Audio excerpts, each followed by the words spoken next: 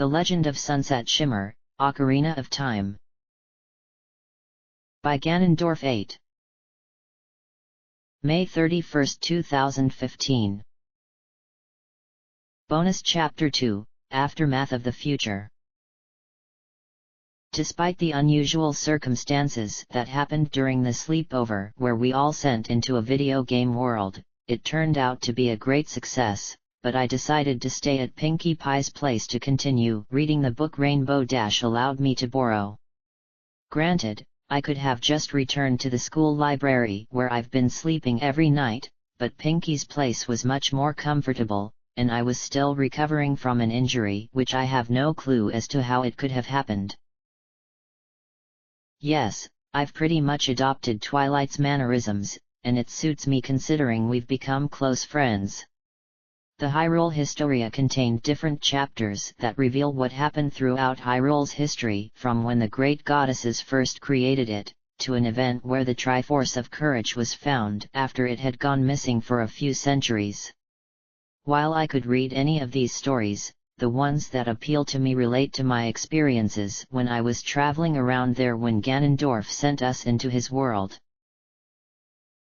The book says that I experienced Hyrule during a time after something called the Imprisoning War, and due to the actions of the Hero of Time, the timeline was divided into 3 distinct paths where different events transpired.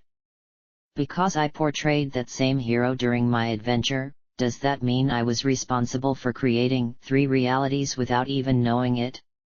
Of these timelines, 2 of them are positive as the evil king was defeated, but the other one is different because he killed the Hero of Time, and obtained the true force.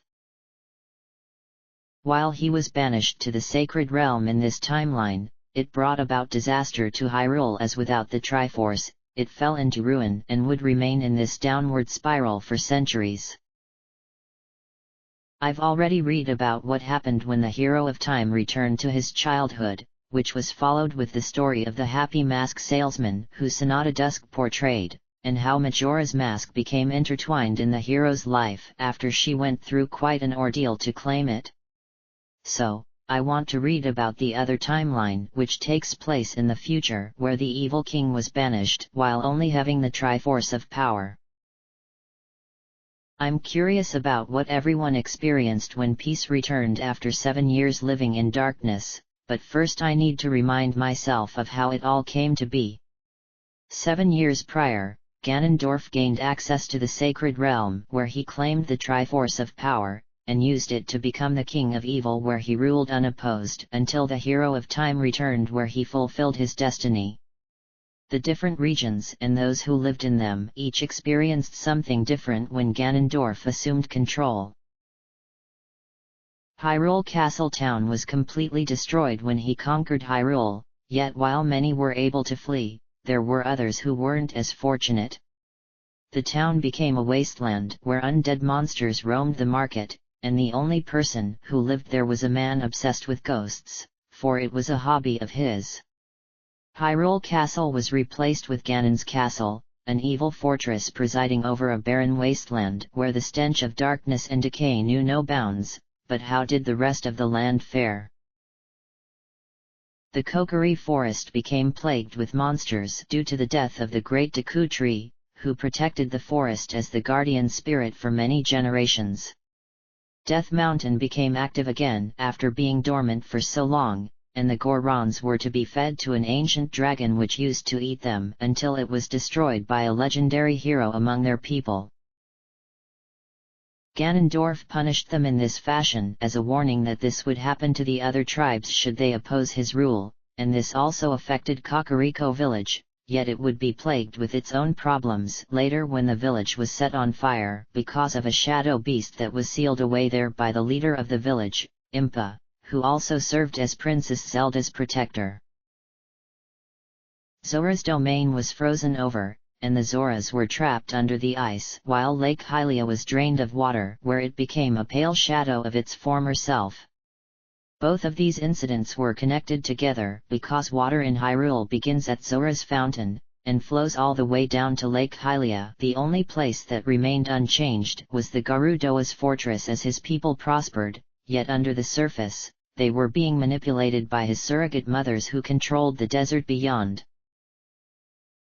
Upon his defeat and subsequent banishment, Ganondorf left behind a horrific legacy which would take quite some time to restore things back to the way they were before, and this is where this story begins. Days after the final battle which saw the hero of time prevail, and sent back to his childhood, Zelda, portrayed by Princess Twilight Sparkle, met with the new leader of the Gerudo, known as Spitfire, who was previously second in command. "I am certain you know why this meeting had to take place?" asked Twilight. "Yes, although I wish it didn't have to be," replied Spitfire. "The people have been demanding that I take action regarding the situation with your people, but I do know that the Gerudo are not to blame for what has transpired across Hyrule for these past 7 years.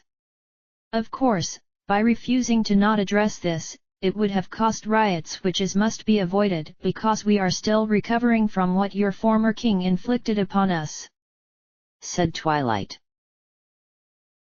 "Given the current circumstances, Your Highness, you must do what's right for your people even if you don't like the idea. My people aren't in favor of this as we feel that we are being punished because of Ganondorf's actions, but we're not in a position to argue over popular opinion," said Spitfire. It seemed the vast majority of Hyrule wishes for justice to be dealt onto the Gerudo, and Twilight would rather solve the problem in a different manner. However, the people demand action because they were living in constant fear, so they want someone to be blamed. Given that she spent 7 years under the guise of a Sheikah, Twilight wasn't in any position to refuse such demands because the people could just turn on her without a second thought due to her abandoning her people. Even though one of the 6 sages was a Gerudo herself, this didn't mean a thing when it came down to the grand scheme. "My people will accept any kind of punishment you choose to inflict upon us because of his actions, yet I would be careful not to go overboard, otherwise we will be forced to riot. If that were to occur, then the other tribes will act in the same manner, thus the path to peace shall be broken before it can even begin being restored. To be honest, I am not sure what I should do with this situation," said Twilight. "You are the ruler of Hyrule now, so that means you must come up with something," said Spitfire. "I was not expecting to succeed my father for years, yet I have been forced to assume the throne due to his murder. I have been trying to get things started with the restoration of Hyrule Castle as we need a rallying point, but with this situation regarding your people, my efforts have been sidetracked because the people demand justice be done," said Twilight. "Then I suggest you get over your hesitation, and do something about it," suggested Spitfire. "Ah," said Twilight. "Sorry if my words made you speechless, but you can't afford to show weakness. Hyrule has only recently become free of the darkness of Ganondorf, and much work needs to be done. If you continue showing hesitation, then your people will deem you unworthy to rule over them. They will demand someone else assume the throne who is more than capable of getting things done, so you need to grow a spine right now, and do what you must." "Again, I am sorry for my words, but this is for your own good. The Gerudo will accept our punishment as long as it's within reason because we're part of the kingdom as well despite there not being an actual alliance made at the time," said Spitfire. "Yes, I must act accordingly," said Twilight. "Then tell me of my people's punishment because that is why you came here, isn't it? Or, is there another reason?" asked Spitfire. "No," replied Twilight. "You're quite the liar," said Spitfire. According to what this story says, the princess wanted to forge a true alliance with the Gerudo as she didn't like them being isolated, which had been the case for generations, and prompted Ganondorf to conquer Hyrule. However, her people would protest such a decision, so she needs to be cautious so as to not cause an irreversible rift among the populace. Despite having committed some horrible acts in the past due to being manipulated by Ganondorf's surrogate mothers, Spitfire had proven herself to be an effective leader of her people, and despite some rough patches because of what she did to Neburu, she has the support of the Gerudo. She was aware that Twilight wasn't being honest, and people do this to hide what they wish to say. "I wish to form an alliance," said Twilight. "That's not a problem on our part, but the other tribes may not be as willing," said Spitfire. "If this land is to live in peace once again, then we must complete what my father started a long time ago," said Twilight. "Again, the other tribes will protest," said Spitfire. "Then that is something I must deal with when the time comes, for the unification must be completed. There is much work that needs to be done, and your people must be included in this effort, otherwise I could never forgive myself for ignoring your plight. If not for the bigotry from the other tribes, we would all be living in peace, and Ganondorf would have followed a different path. No, I shall not allow their words to affect what I am about to do," said Twilight. "Better take care of the alliance first," suggested Spitfire. "If we were to do that followed with the punishment, your people will assume that they were being tricked," said Twilight. "You'll make quite a queen, you know," said Spitfire. Princess Zelda would get the alliance she wanted with the Gerudo because she felt they needed to become part of the unification that her father had always envisioned, but at the same time she had to punish them for the actions of Ganondorf. The punishment was divided into two fronts which involved the annexation of the Spirit Temple, and they were okay with it given how only Neburu and Twinrova ever managed to make it there to begin with. However, it was more difficult to get the other condition enforced as it involved allowing the other tribes to enter their territory at all times no matter what, and they felt they were being punished harshly. Luckily, Zelda was wise beyond her years, and stated their fortress was off-limits unless the Gerudo granted outsiders permission to enter. This punishment would only last for a few decades because of an incident that occurred, so now I'll skip ahead to about 3 months after Ganondorf's defeat. The 6 sages used their magic to seal the lava pool that existed below the evil king's fortress as it needed to be dealt with before any work could truly begin. Once this was covered up, and the land started regaining its former glory, people from Kakariko village came along, and aided in the construction of Hyrule Castle while at the same time working on restoring Hyrule Castle town.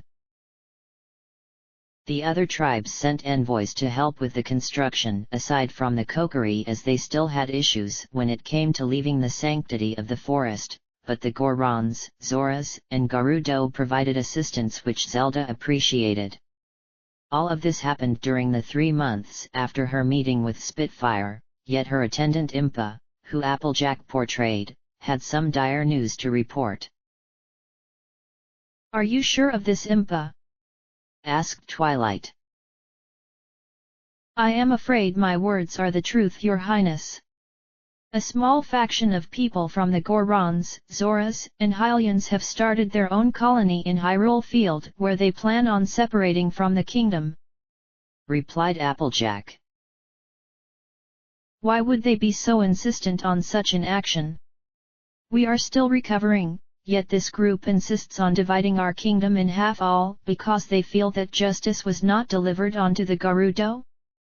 Most people have accepted the conditions revolving around their punishment as have the Gerudo themselves despite some objections, yet it is most shameful that not everyone agreed," said Twilight. "I traveled to this area in the hopes of getting them to rethink their desires, but they would not listen to my words claiming that I have been blinded by the false promises of the royal family. They even went as far as saying that you are unfit to rule Hyrule, but the majority of the people know that it was a difficult decision for you to make. Right now, they have been constructing their own castle as a means of letting everyone that they intend on carrying out this farce," said Applejack.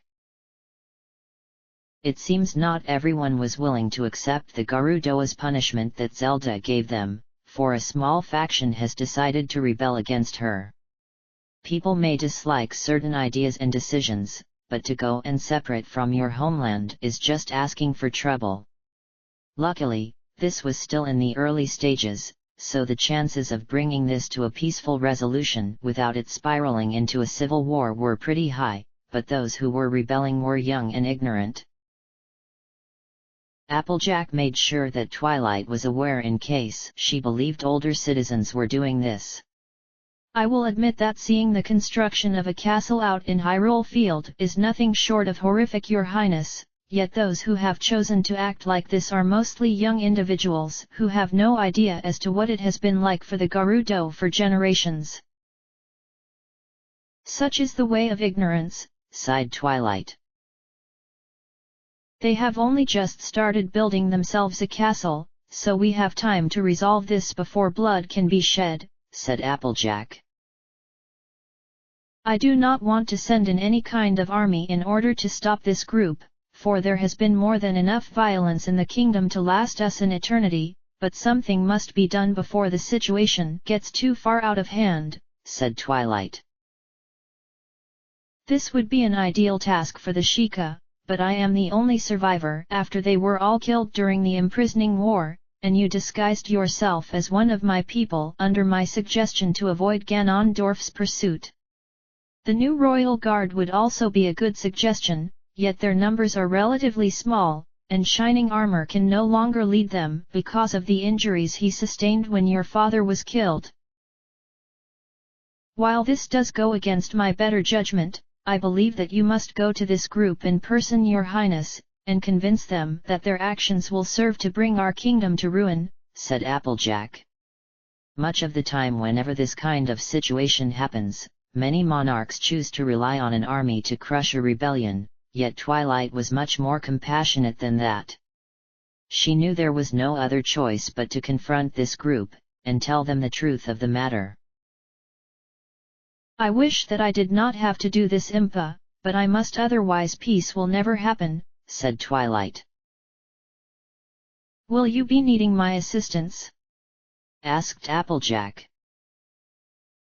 "If they see me coming with any kind of retinue, then they may take it the wrong way, and things will escalate badly," replied Twilight.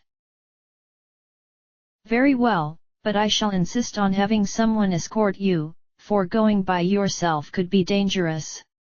I shall recommend you ask one of the 6 sages to accompany you to this area," suggested Applejack. "I intend on going alone," said Twilight. "While this may be your preference, I cannot allow you to do so, especially when this group could be dangerous," said Applejack. "After what I have been through when Ganondorf captured me, I will be fine, Impa," said Twilight. You have to give the princess credit for putting on such a brave face when it comes to dealing with a problem like this, but I'm hoping that the book doesn't decide to skip the most important detail, which is of course the resolution. Turning the page over expecting there to be no records, I was happy to see more information regarding this rather brief rebellion, so it was recorded for future generations. Originally, Zelda was going to bring along Darunia given how he was her sworn brother just like how he was with her father, but he insisted on bringing along Neburu given how the group was furious over the weak punishment towards the Gerudo. Rainbow Dash portrayed Neburu during my adventure, yet I can't imagine seeing her being diplomatic because of having boundless energy, and not being all that agreeable if things don't go her way. Why choose the Sage of Spirit? She was once second in command of the Gerudo, which meant she knew much about his mannerisms, but Spitfire would have worked. This rebellion quickly gained favor with people given how the Gerudo were being treated fairly by Zelda despite their punishment, so after being informed, she moved forward to stifle it, and eventually shut it down by the root by meeting with those who served as leaders. They weren't happy seeing Neburu accompanying her, so from the start they were quite vocal. You must stop with this notion of wanting to break away from the kingdom in order to form your own, said Twilight. Why did you bring the likes of her here? Neburu? She has every right to be by my side as the Sage of Spirit, replied Twilight. The Gerudo have been nothing but trouble for years as they use arcane magic which is forbidden in Hyrule, and their former king made all of our lives miserable with no remorse. The people hoped you would punish them for their crimes, yet you merely slapped them on the wrist, and even forged an alliance with them. Why would you do something so reckless like that? It is what my father wanted before he was murdered, replied Twilight. Murdered by a Gerudo no less. If anything, you should be infuriated still over how the old king's life was taken away from him long before his time, yet you chose to forego that conclusion, and instead cater to them through a feeble punishment. You do not realize that your actions have been affecting the restoration efforts, said Twilight. We appreciate you bringing Hyrule back from almost being destroyed, but we won't accept the light punishment you gave to those desert mongrels. Taking over that temple in the desert was pointless given how they don't even use it, and giving everyone access to their fortress, but needing permission to enter is nothing short of an insult to our suffering. You should have had their fortress reduced to rubble, and exiled them to the desert for what they have done against us Hyruleans.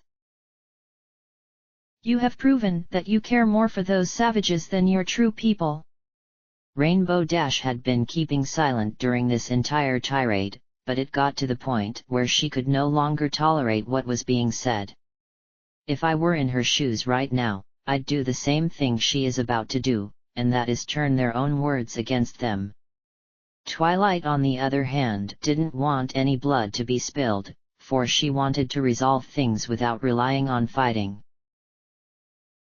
Princess Zelda, began Rainbow Dash. You wish to speak on behalf of your people? Asked Twilight. I've been holding back hoping they would listen to you, but now I'm inclined to say what's on my mind, replied Rainbow Dash. What could a desert mongrel like you say? You're one to talk, you bloated gas bag. I've been listening to Her Highness doing everything she can to make things right, and all I've heard coming from your mouths is nothing short of complaining because you didn't get your way. My people suffered just as much as you did when Ganondorf took over, for his surrogate mothers had complete control over us and anyone who resisted were exiled to the desert and died. While the Spirit Temple isn't all that important to us, I still have to watch over it as the Sage of Spirit, replied Rainbow Dash. You? Watching over such a sacred place? You mean you'd most likely steal from there first? Actually, that part is true, although my aim was to steal back what Ganondorf had stolen, but the point is that the temple doesn't mean much to my people. Giving you outsiders the right to enter our territory whenever you desire is something we Gerudo couldn't accept because it infringed on our society, yet we changed our minds because we knew that to be a part of Hyrule meant allowing the other tribes access to our domain, said Rainbow Dash. Your fortress should have been a part of the conditions. Her Highness knew it was too much, so she chose not to go that far, said Rainbow Dash.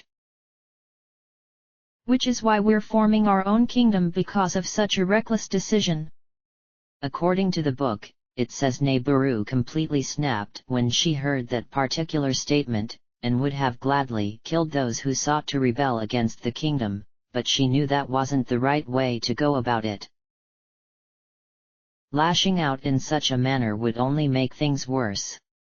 Rainbow Dash is so much like the Sage of Spirit where she gets frustrated when people insult others for no reason, and it vexes her to no end because she would think people are much better than that.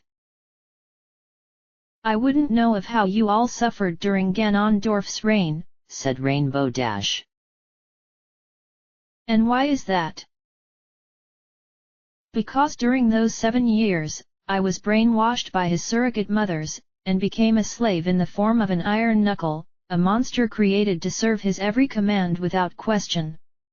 I've no memories of what happened during that time, yet I wish that I could have witnessed what you and everyone else was experiencing. I always knew he was going too far, which is why I chose to act out against his edicts, but my decisions cost me my freedom until I was freed from their magic by someone who was pretty brave despite having hesitation in her heart, replied Rainbow Dash. This was something they weren't expecting a Gerudo to say, but it was enough to finally make them understand that Ganondorf was even merciless to his own tribe because they were pawns to him. It's said that Neburu would provide additional examples that reiterated her stance about why the punishment given unto her people was justified. We should have acted much sooner against him, but in reality we were blinded by our own tribal laws. Princess Zelda's decision to punish the Gerudo is just, but at the same time she knew that we were nothing more than expendable servants in his eyes. It is said that her words would change their minds, but they needed additional convincing before they would abandon their plan. Zelda would continue these talks with Neburu with the faction in the hopes of bringing about a resolution. It would take several months for them to come to an agreement, yet they wanted to make sure that the punishment against the Gerudo would be applied and not taken back until a certain period of time had passed. With this problem now behind her, the princess now had other problems at hand which would test her in ways she wasn't prepared for. Other factions over time would rebel against the royal family not because of the Gerudo, but for the most trivial of matters. One faction rebelled as they didn't like being taxed too much, another lashed out over a land dispute which involved both Gorons and Zoras, and a third would rise up because they felt Hyrule was plunging into dark times because one piece of the Triforce was missing, and planned on usurping the throne.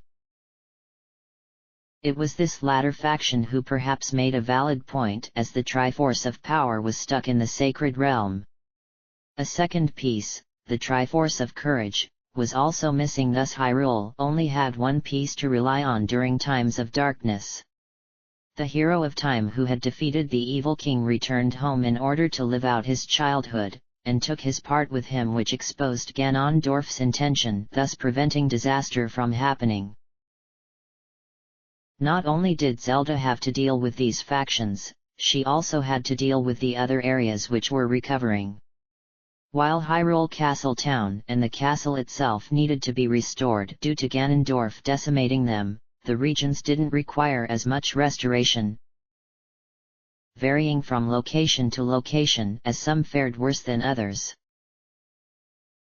The first place Princess Zelda went to according to the book was the Kokiri Forest, and it suffered because the guardian spirit, the Great Deku Tree, had passed away 7 years prior.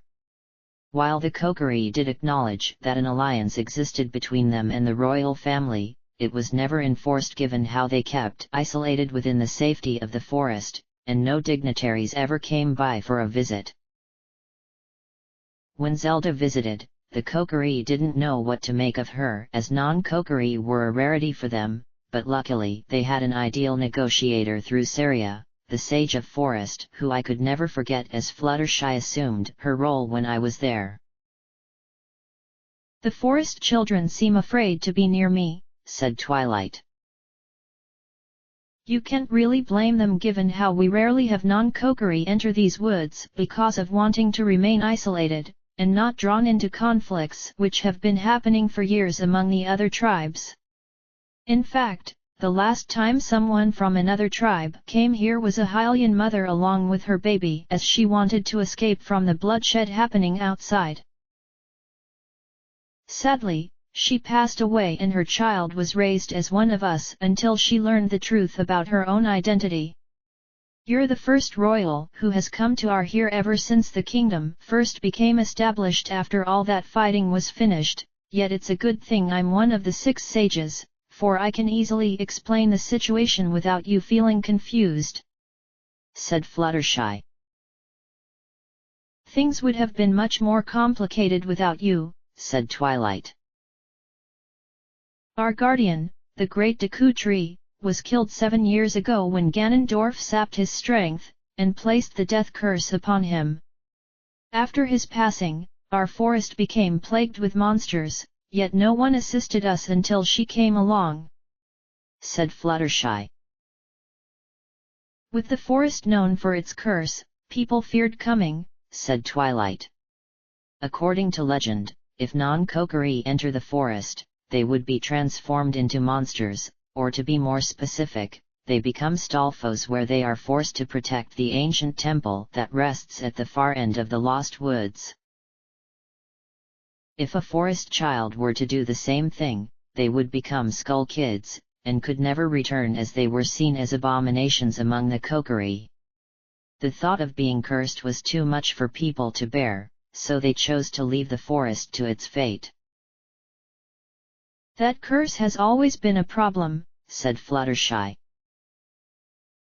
"Yet, I refuse to allow it to prevent me from aiding you and the forest children," said Twilight. "What can you do?" asked Fluttershy. "I have been told that a successor to the great Deku Tree was born when the forest temple was cleansed of the evil that had corrupted it, so I am here to make sure that the sapling remains protected in case evil threatens this haven again," replied Twilight. "That would be nice," said Fluttershy. The Deku Tree sprout came into existence because the evil of the forest temple was destroyed by the Hero of Time, and despite how young it was, the sapling was determined to carry on the legacy its predecessor began. As it was young though, it needed to be kept safe, otherwise if anything were to happen, it could cause the forest to become consumed with darkness that has been lurking about the Lost Woods for generations. I remember how cute the sprout was, although I would have chosen a more practical location rather than being stuck in front of what came before you. As long as the Deku Tree sprout remains safe, it will eventually grow up and become the true new guardian of the forest, yet that was going to take a very long time. "Then I shall make arrangements to have the new spirit protected," suggested Twilight. "We would prefer protecting him on our own, but I know that's wishful thinking given how dangerous things can get. Perhaps you could go with some kind of protection magic which can keep the sprout safe for the first few 100 years, and from there he should be able to take care of himself," said Fluttershy. "There is no current magic in existence which can last for that length of time," said Twilight. "This is actually true, as magic can only last for a definite period of time unless it were renewed every few decades to keep it from extinguishing." Fluttershy should have known that given how she's one of the 6 sages, but perhaps in her heart, she believed otherwise, and couldn't accept anything else as being true. "I suppose the Triforce would have worked, yet 2 pieces have become lost after the evil king was banished to the sacred realm. I will need to consult some ancient texts which survived when Hyrule Castle originally fell, and hopefully an answer can be found. I guess my request was a little much given how you still need to restore the rest of the kingdom, so maybe I should look through those books myself to see if there is a spell which will protect the Deku Tree sprout for centuries until he is ready. You need not worry about us Kokiri dying upon leaving the forest, as we have proven that story was a myth designed to keep us from venturing beyond these trees. In fact, I'll pay you a visit in the future, Princess Zelda, to see if I can borrow a few of the more ancient texts you have," said Fluttershy. "Oh yeah.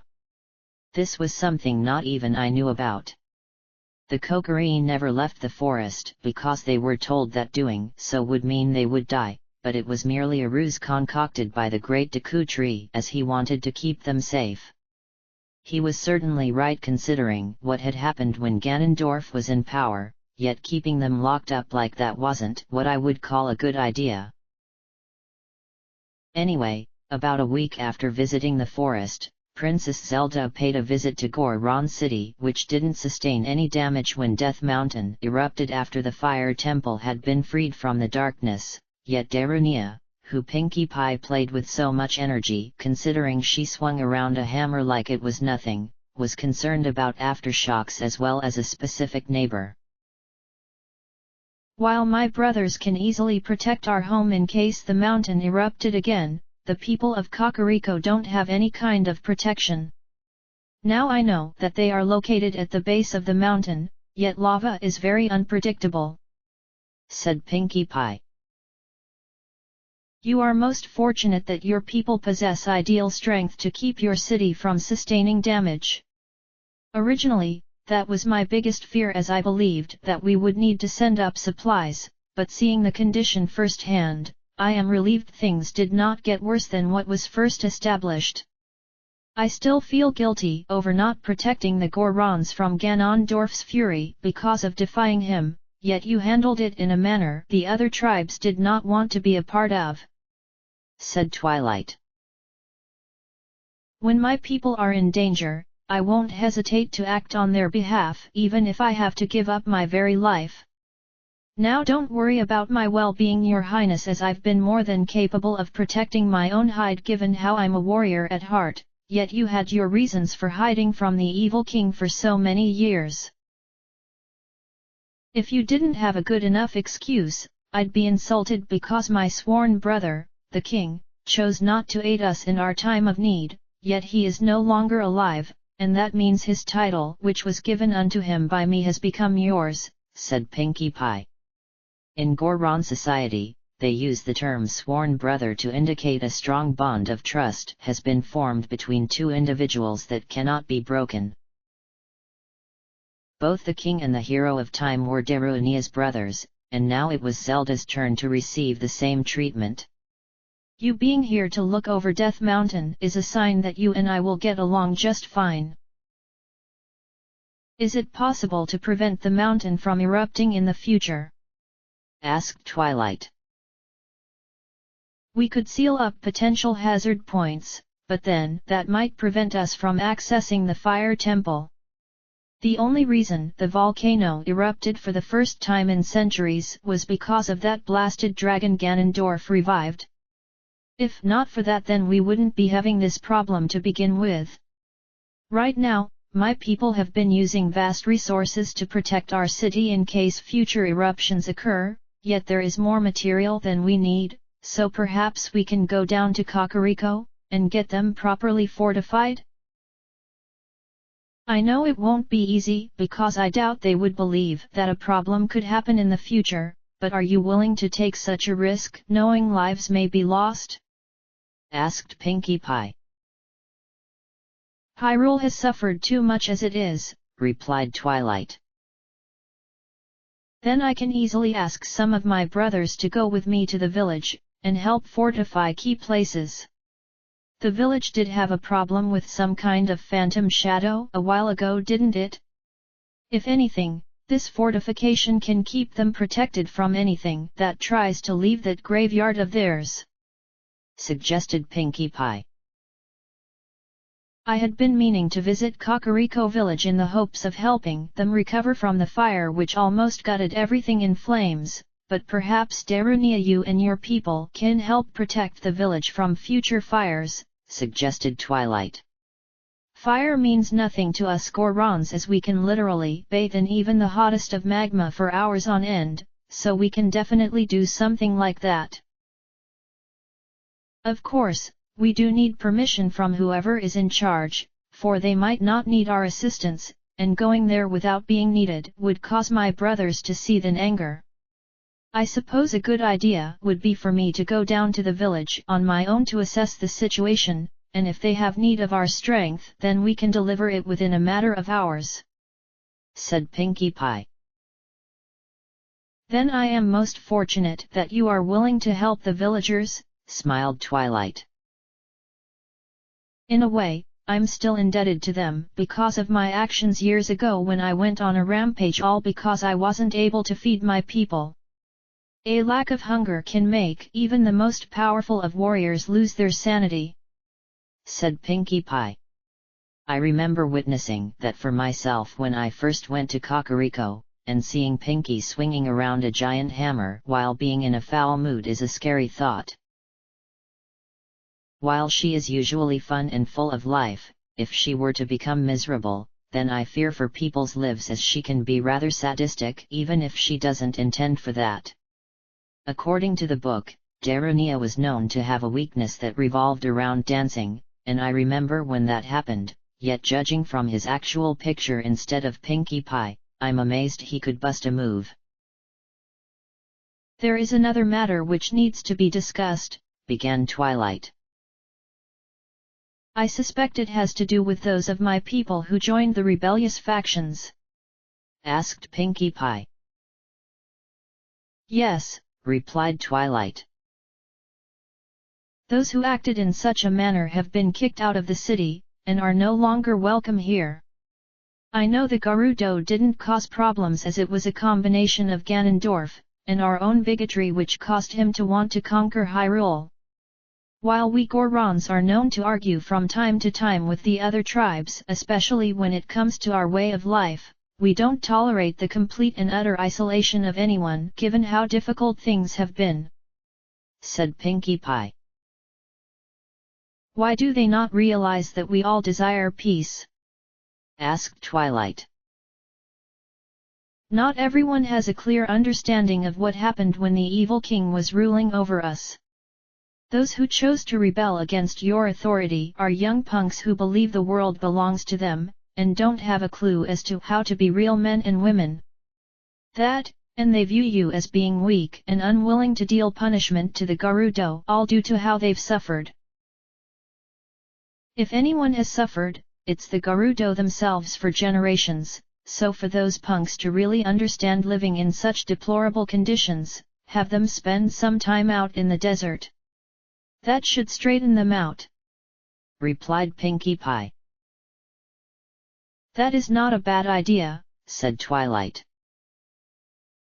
"If they want to continue with this pointless rebellion, then have them exiled to the desert," suggested Pinkie Pie. It may have sounded harsh, but sometimes a dose of reality is all anyone needs if they are to understand true pain. The book says Death Mountain would never erupt again, for the evil which had been lying dormant for generations had been snuffed out, but it wasn't a total loss for both the Gorons and the Hylians who lived in the region. Kakariko village was strengthened so as to prevent any fires from happening again, and at the same time the bond between the two tribes grew closer than ever before. This is what the king had long desired to see. Everyone in Hyrule united together in order to live in peace. Sadly, he would never live to see this for himself, as Ganondorf killed him because of being weak. Before heading towards Zora's domain about nearly a month after her visit to Death Mountain, Princess Zelda would finally get the chance to give her father a proper burial along with the members of the Royal Guard whose lives were taken away from them sooner than expected. It may have been 7 years too late, and the bodies long since reduced to ashes, as Ganondorf obliterated them when he conquered the castle after acquiring the Triforce of Power, but it was an act of honor remembering those who had fallen. The funeral was a private affair, meaning only the Hylians were permitted to witness it, given how none of the other tribes lost anyone in such a manner. Yet after finishing the eulogy, which indicated that they could finally rest in peace, a private moment occurred once again between Zelda and Impa, because the latter knew what it was like to lose comrades. "It was very difficult for you to perform this ceremony, but you did so, which would have made your father proud," said Applejack. "The eyes of those family members who lost loved ones as a result of his massacre," said Twilight. "Ganondorf was consumed with bloodlust, and he wanted the Royal Guard to serve as victims so that he could find satisfaction with his actions.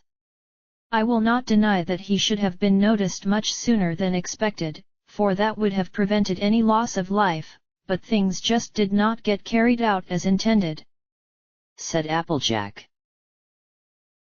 You still blame my father? Asked Twilight. The old king wanted to unify all of the tribes together that he became ignorant, or oblivious to what was happening around him.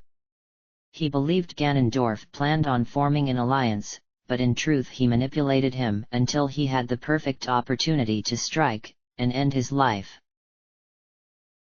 While the old king was loved, his actions at times were questionable, especially when it came to dealing with Ganondorf, which had led people to criticize the effectiveness of his reign. Had he just listened to the right individuals who knew the truth, he would still be alive, and the kingdom would never have plunged into darkness for so many years. It is hard to deny that his actions played a role, replied Applejack. As always, your words speak the truth, said Twilight. Your father became obsessed with fulfilling the dream of unifying all of the tribes together, and Ganondorf took advantage of this, knowing that he would remain undetected as the king refused to listen to any kind of accusation thrown at him. In that sense, your father's actions would doom Hyrule as he allowed his dream to be his undoing. While it is painful considering you tried in vain to get him to change his mind, know that this was the only weakness he had. The dedication he had to protecting the people was unwavering, and his kind heart earned their love and respect, said Applejack. And yet I must continue his legacy, said Twilight. Given the old king's lack of attention when it came to dealing with the evil king, many blamed him for what happened to Hyrule, and because Zelda was his daughter, she was viewed by some as following in his footsteps despite not having his same mentality.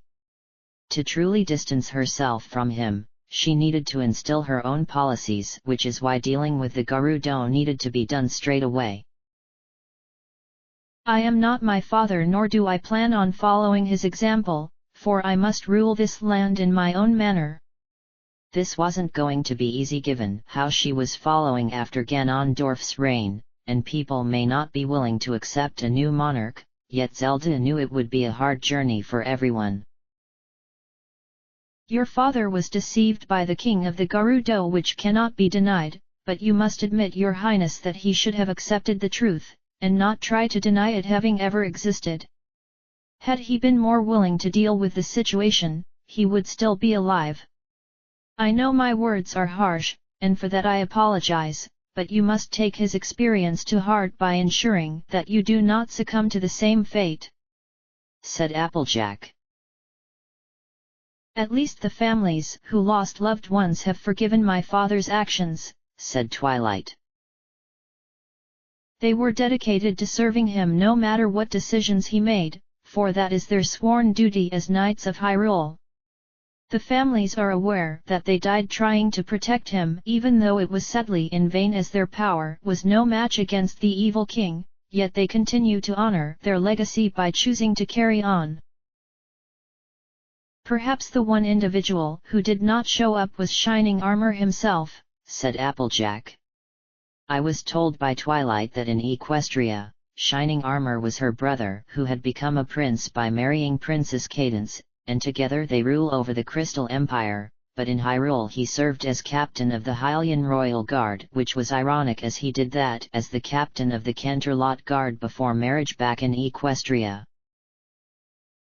Anyway, the captain was believed to have died by Ganondorf's hand, yet he survived and went into hiding in Kakariko village, where he wished to be left alone with his thoughts.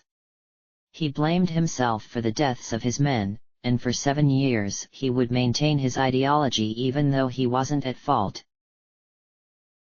He may have opened his heart again, but the injury he sustained will forever keep him from his duty, said Applejack. If only Ganondorf had not sent Shining Armor through that window, he would still be able to serve as captain, said Twilight. You must face reality, your highness, in that he is not ready to move on from his past despite opening up thanks to Sunset Shimmer talking with him. He will make a decision when he feels he is ready, said Applejack. I wonder how Sunset Shimmer is doing now that she has returned to the days of her youth to live out her life. asked Twilight. She must have already forgotten about this dark future, replied Applejack. And perhaps warned the past, said Twilight. So you wished for her to prevent this future by having her warn your father in the past of Ganondorf's treachery. While that was a noble gesture, doing that has effectively created two different timelines which stem from the evil king's defeat, said Applejack. Little did anyone know that the different timelines would cause confusion to a fandom who constantly argues over which is better, but in truth having different timelines meant certain events didn't occur while others did. I've already read about what happened in the past, so seeing what happens in the future is something of great interest, but the remaining path of time is one that I fear to read as it's the one where Ganondorf ultimately succeeds. It still baffles me how there are three different timelines that extend from one event, yet I guess what I experienced was the catalyst which created everything else. Mere days after the funeral, she traveled to Zora's domain where she hoped things had gotten back to normal considering it was one of the more damaged regions. The domain had been subjected to wintry conditions transforming it into a frozen wasteland, and the Zoras themselves were trapped underneath for years.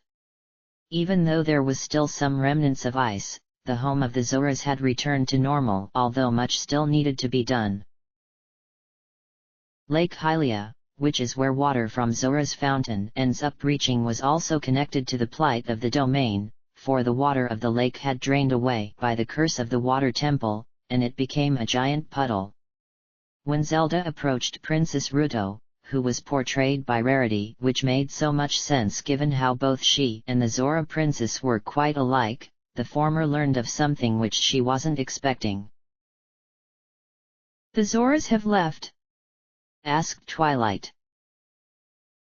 When it started to snow, our patron deity Lord Jabu Jabu decided to swim to a much warmer climate, and many of my people traveled with him as they felt the cold was a sign our destruction was at hand. Those who remained here would end up trapped below the ice sheet for 7 years with the exception of my father who got frozen on his royal throne. Even though much of the ice has been melting away since the water returned to Lake Hylia, those among us who left will never return as they have started families down there in the southern seas, replied Rarity. How many of you remain? Asked Twilight. Roughly a dozen, replied Rarity. It is fortunate then that they chose to migrate to a warmer climate, said Twilight. Zoras apparently dislike cold temperatures, and strive to go to a warmer place should things become unbearable, which makes me think of them as birds given those migrate south of the human world. Zoras though can only take hot conditions so much until they can no longer tolerate such conditions. It seems they need a balance, otherwise it could cause them problems, and it makes me think of Rarity in that sense as she is known for complaining if things aren't just right. No wonder she portrayed Princess Ruto, but it also must have had to do with diva complex. I do have one concern which must be addressed, began Rarity. What is it? Asked Twilight. One of my people was attacked by a pair of Hylians who claimed they were hunting fish, replied Rarity. When did this happen? Asked Twilight. About a fortnight ago, which was most shocking to my father as he expects the alliance he made with your late father to still stand even though you now serve as the current regent of the kingdom. Why would hunters do such a horrible thing? This Zora was not killed, and for that I am relieved, yet this is something that cannot stand, otherwise it could cause some of us to attacking back in revenge. My father hopes for a peaceful resolution, for the thought of his subjects using violence against the Hylians would break his heart, replied Rarity.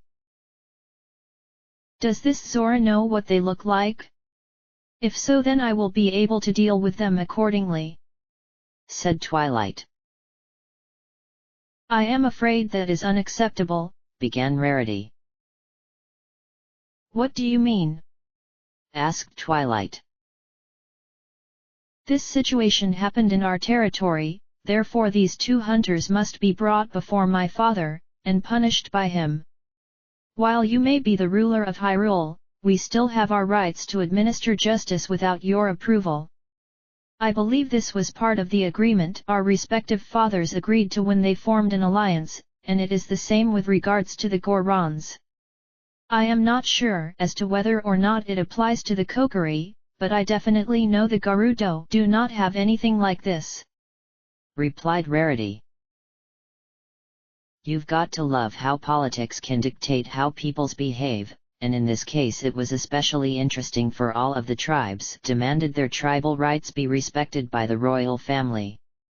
I guess Princess Zelda assumed the tribes would follow Hyrulean law, which is what it's referred to regarding the entire kingdom, but it turns out they prefer to follow their own, and leave the truly serious crimes up to her to pass judgment upon criminals.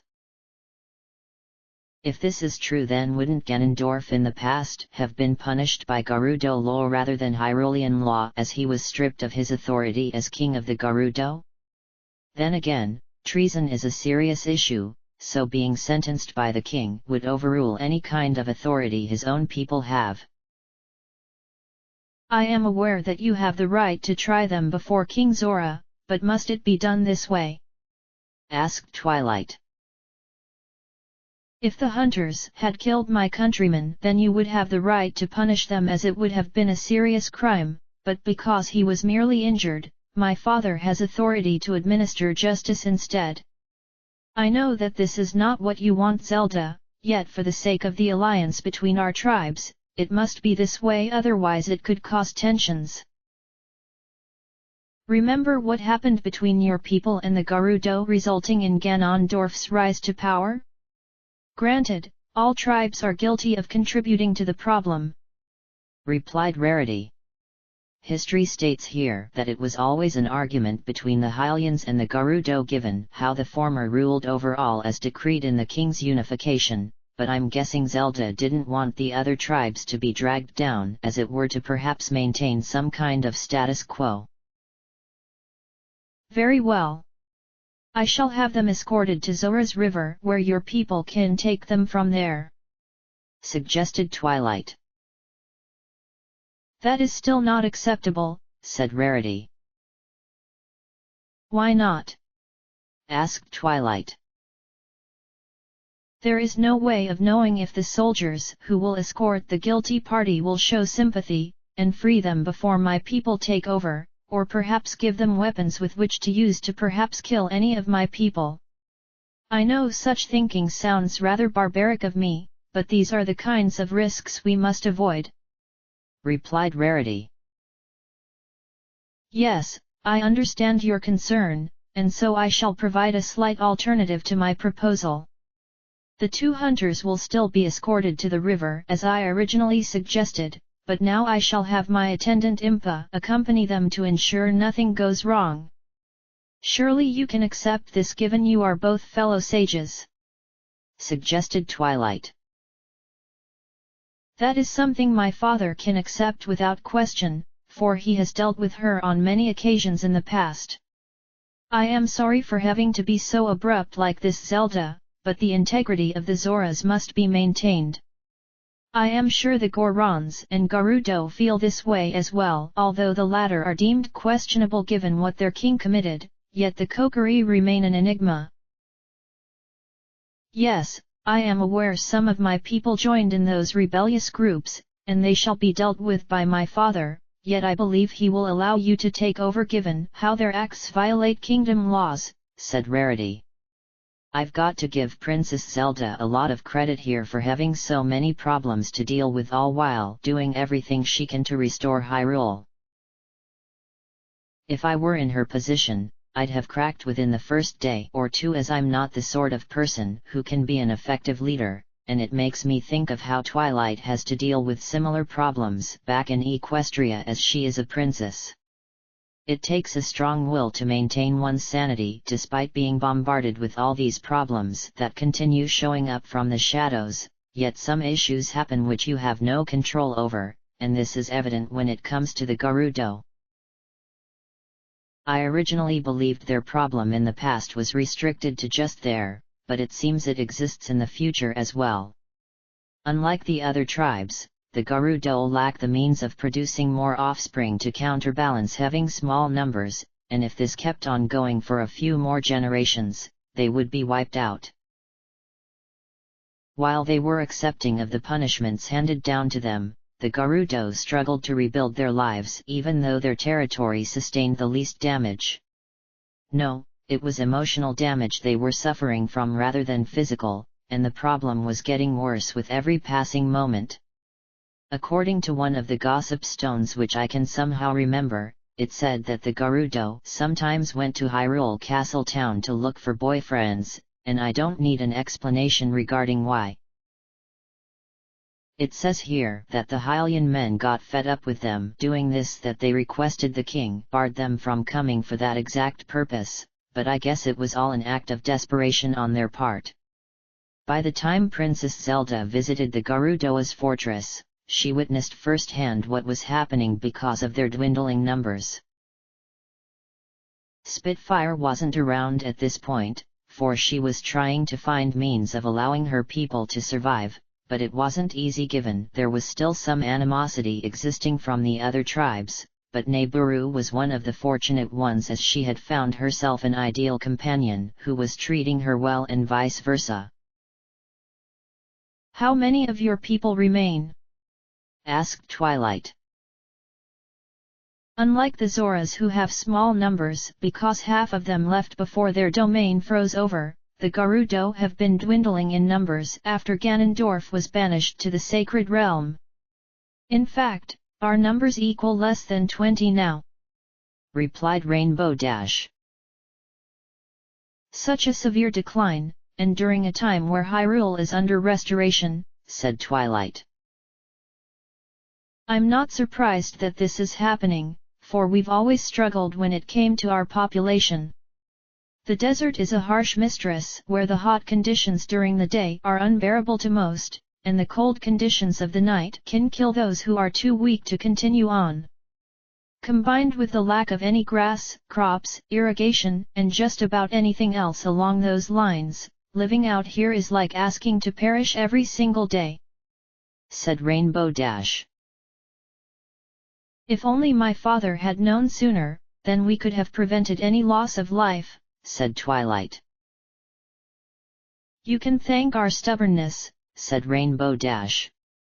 Zelda's father tried many times to bring the Gerudo into Hyrule through an alliance, yet they always refused under the notion of not wanting their secrets compromised. The only thing they ever established when it came to dealing with the Hylians was acknowledging their existence.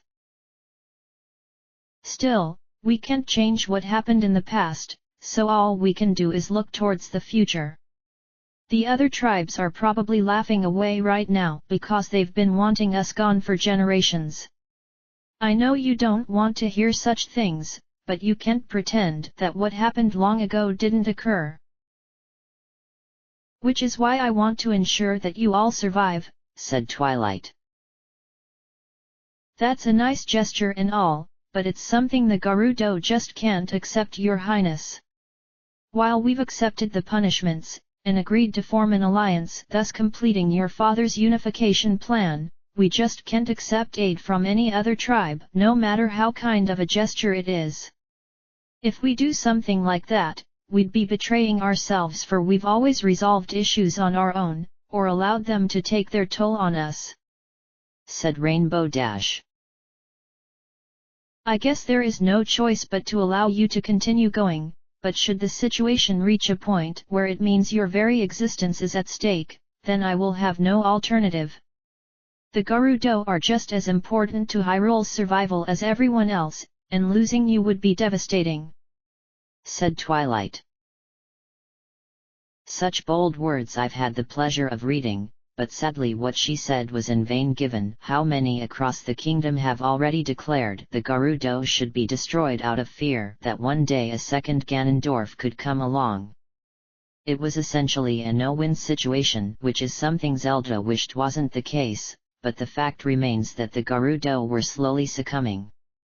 "How have your people felt about losing the Spirit Temple?"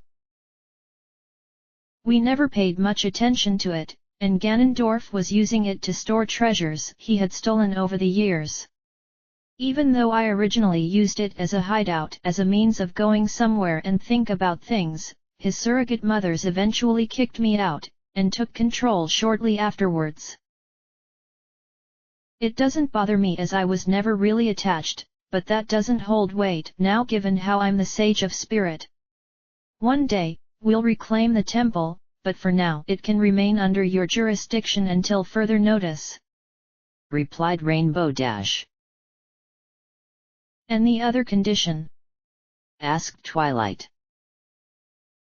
At first we were upset over the notion of suddenly being plagued with all kinds of outsiders, but once the first non-Gerudo came here to see our living conditions, they never came back, and subsequently we've had next to no other people showing up.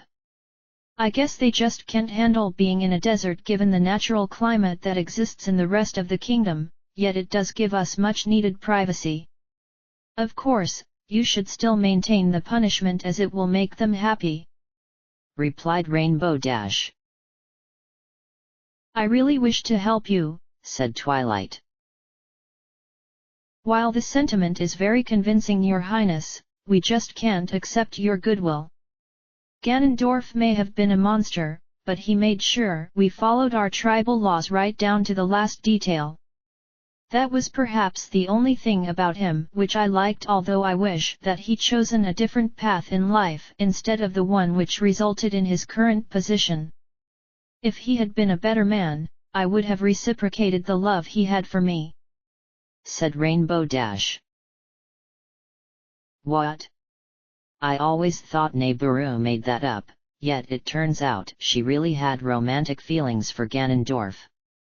The book does say that she did love him originally, and planned on accepting his offer to become his wife and eventually queen, but his actions were ones she couldn't accept. I wonder what would have happened had she decided to accept him regardless of his current actions.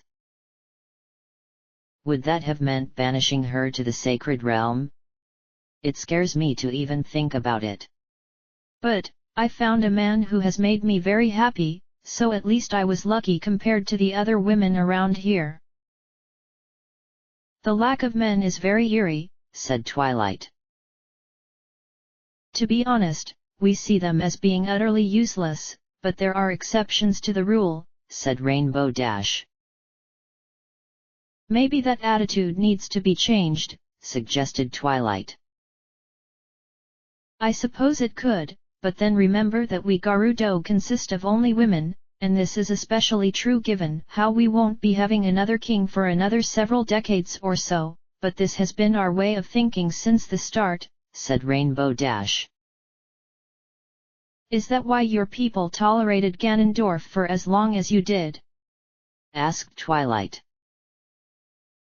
"He was our king, and according to our laws, we must obey all of his edicts no matter what. In my eyes, he abused this authority when he planned on claiming the Triforce, and using it to conquer the world.